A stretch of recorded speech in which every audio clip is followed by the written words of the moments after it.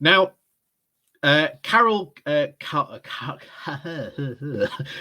Caldwater, I hope I've said that right, he's certainly been one of the journalists at the very forefront warning about I can't get my words right today, about Russian infiltration since the very beginning of really 2016 and maybe even before that, really. But she's been right oh so many times, and she has been vindicated, especially within the past couple of weeks, about some of the ongoings of the Russian connections between the Tory party and Russian oligarchs and the dirty money that flushes around and rolls around London. And one of the things I was very, very shocked to find out, and I did more reading about it afterwards, and I was like, oh my word, was the Salisbury poisoning. If it weren't for the fluke about how the bottle was thrown in a bin, if that had ended up somehow in a river, a water table, going to like a charity shop, or had been opened in the street and had rolled about, you could have had a mass murder event. Like, there was enough Novichok, I think that's what the poison is called, in that bottle to potentially wipe out all of Salisbury. You know, that's how serious that event really was. And I think a lot of people don't realize just how bad that event was. And now we've got, obviously, Boris in number 10. I think here, what we're going to go into here, of raising serious concerns about Boris as a security risk, is a very valid concern for us to bring up at this point. So, before we go diving into that, please do remember to hit that like, share, and subscribe button. And of course, down below, there are links to my Patreon page and a donation link called Buy Me Coffee, where you can, well, buy me coffee. And as always, thank you very much to all those people who do help support the channel. So, we'll go over to this. Now, this article at this moment in time is about a year old, but it's shocking how still accurate this article is as if it was released today. So, let's go diving into this then, shall we? This comes from The Guardian with the title of "The Russia Report Shows That We Have a Security Problem. He Lives in Number 10." If it walks like a duck and talks like a duck, is it a duck? Or, more pertinently, at the moment, if Boris Johnson acts like a Russian asset, talks like a Russian asset, is he a Russian asset? This isn't a cute Johnson provocation of an asset, an intelligence term that is not necessarily someone who is actively working for a foreign state. It's someone who is used by a foreign state. It's someone who acts knowingly or unknowingly to further that state's interests.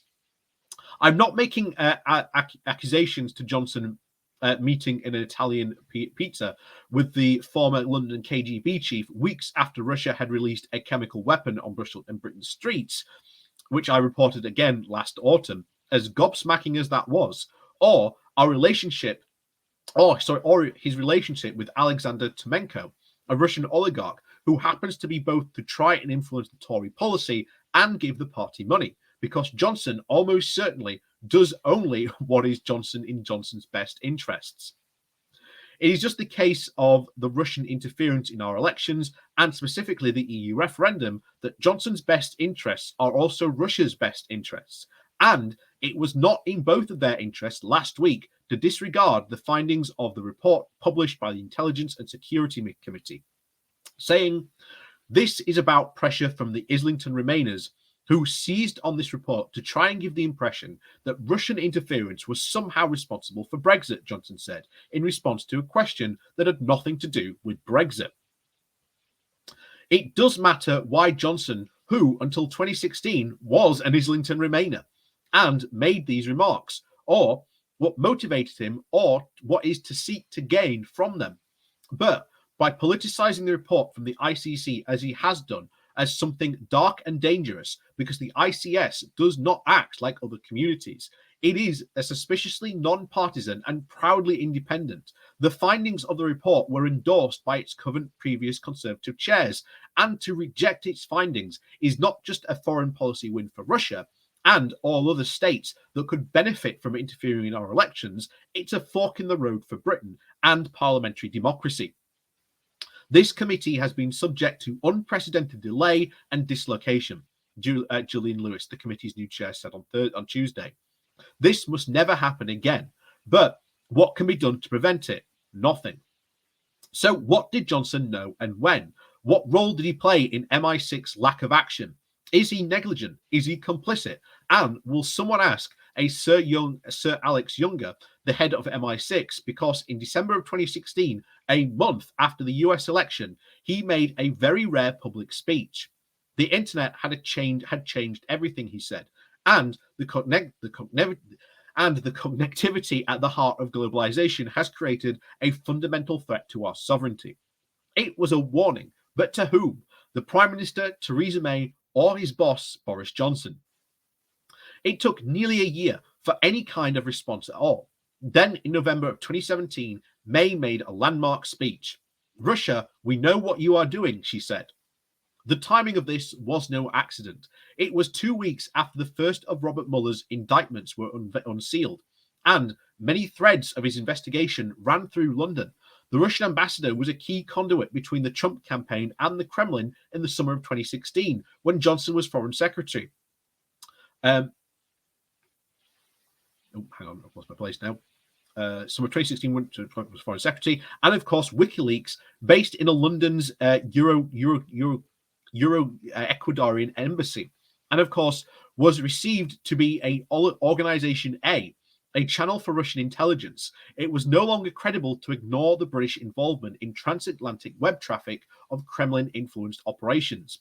And yet, that's exactly what we did. That's the revelation last week, in the stark contrast to the US handling of allegations of Russian interference in the 2016 presidential election, the report notes. When an intelligence community asset was produced within 2 months, hundreds of FBI agents, lawyers, and prosecutors worked for more than 3 years on the Mueller investigation in the US.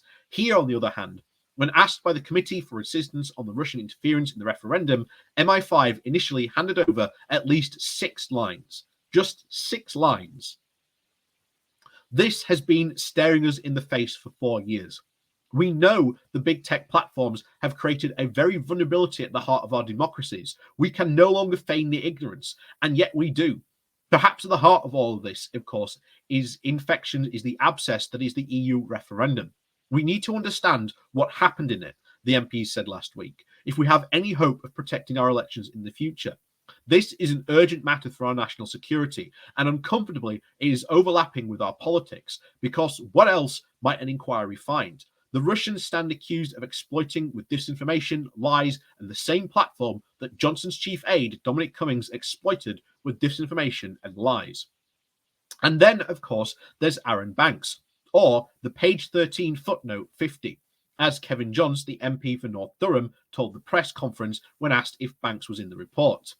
The only individual named in the 44 pages was a tweet from Leave.eu, as he pointed out and cleared that who had threatened to sue the committee before it had even been published. By the time Theresa May had made a speech in November 2017, I'd been working over for a year on the investigation into big tech and the EU referendum, and was disturbed by the lack of investigation in Britain.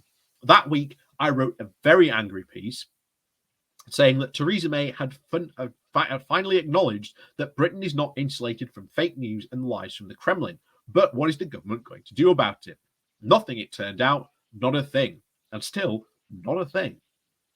Earlier this year, I spent my days writing a chronology of this investigation and its content of the case that, quote, Mr. Redacted footnote 50, piece 31, continues against me. November of 17 was an inflection point, not just for me, but Britain too. And just 3 months later, Russia would use a nerve agent on our streets and kill a British citizen. Russia, we know what you are doing, May said, but we didn't, and we still don't.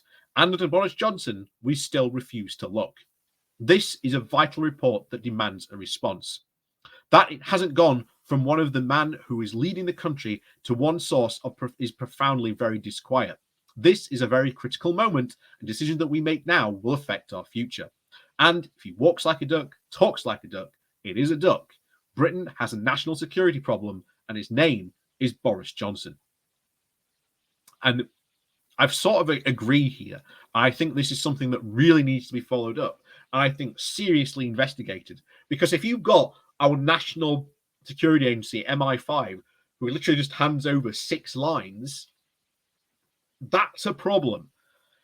That is very clearly a problem. And we've got to ask ourselves, has the Prime Minister put political pressure on MI6 or MI5 to say you can't release any substantial information? And the fact that we haven't had a proper investigation into what went on in 2016 should still be incredibly worrying.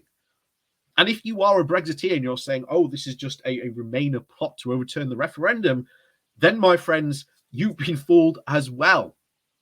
Because this is our democracy. This is our, quote, sovereignty, which you apparently care so much about. And if there is investigation and it clears your precious referendum, then it's better for you. But if you are so scared about what might be found out, then you have to ask yourself that why are you so scared about there not being an investigation? So as always, thank you very much for watching. Please do remember to hit that like, share, and subscribe button. And of course, down below there are links to my Patreon page and a one-off link called Buy Me Coffee, where you can buy me coffee. And as always, thank you very much for watching and tuning in. And as always, we'll see you all next time.